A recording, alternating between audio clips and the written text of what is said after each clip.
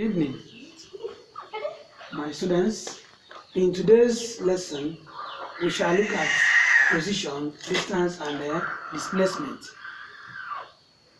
So now, by the end of the lesson, you should be able to define position, define distance, and then displacement. Secondly, you should also be able to locate the position of an object on a Cartesian plane.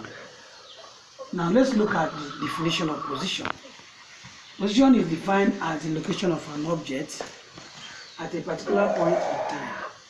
Now this position is expressed in relation to a reference point. Reference point. This is a reference point. On this Cartesian plane, you can see the zero is the origin, is a reference point. And now a Cartesian plane is a plane that has y and x coordinates. You can call it y-axis and x-axis. Okay? In further mathematics, we talk about the j-axis and the i-axis in 2 dimensions. But at this level, we talk about x and y. These are the x and y coordinates. What it means is that an object starting from a reference point or frame of reference, that is zero position, can move in this way. Then you look at the x direction, the x coordinates. So at any point here, there is coordinates. Here can be 3, here can be 2, in that order. So what it means is that when a plane is moving from an airport, where that plane is starting its motion is the reference point. So now we say that position is defined as the location of an object at a particular point in time. Means that if this object here starts moving, it can make a straight line graph. It can move to this point. As it is moving to this point, there is coordinates. Here can be 1, here can be 2, here can be 3, here can be 4, in that order. It can also be in the negative axis, where we now extend this, and you have the minus x axis. And then you can extend down, where you have the minus y axis. But I'm just using the positive side of the coordinate of the Cartesian plane for an example. So now, using point P, having a coordinate x and y, the first point is x and y. If I write 2 and 3, for example, now 2 becomes for x coordinates, that means here becomes 2 and here becomes 3, in the order of having or maintaining a nice scale on the graph. If you want to sketch it or locate it, it has to be uniform. Now, what are we saying? When you sketch an x and y coordinate to represent the position, what it looks is something like this.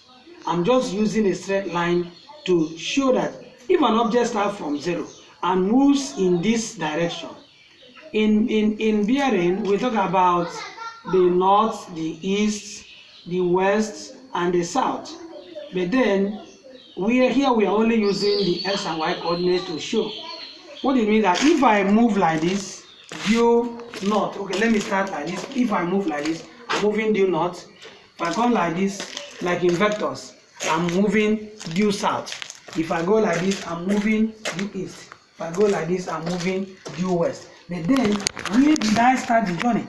That is my reference point, is where I'm standing. This place where I'm standing is my reference point. But assuming that I'm facing north now, and I want to move northeast, that means I'm moving this way. That means I'm moving this way now. There is an x component and y component of my movement in 2 dimensions.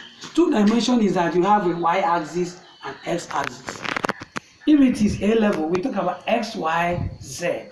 That means x, y, z, 3D, 3-dimensional plane.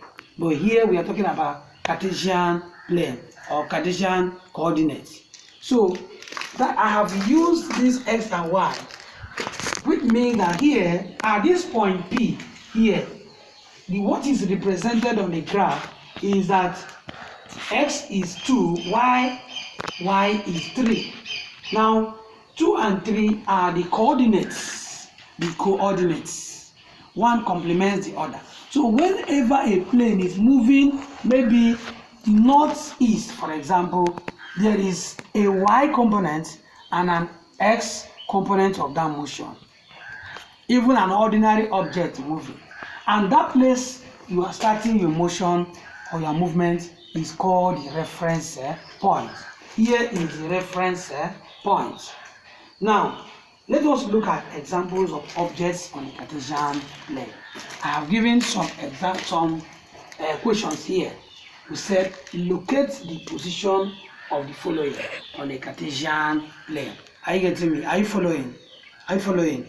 Now you can see that here at first question we have point P at 1 and 2, and point number 2, M is at -1 and 3, and K is at 0 and -2. Now let us see how it goes.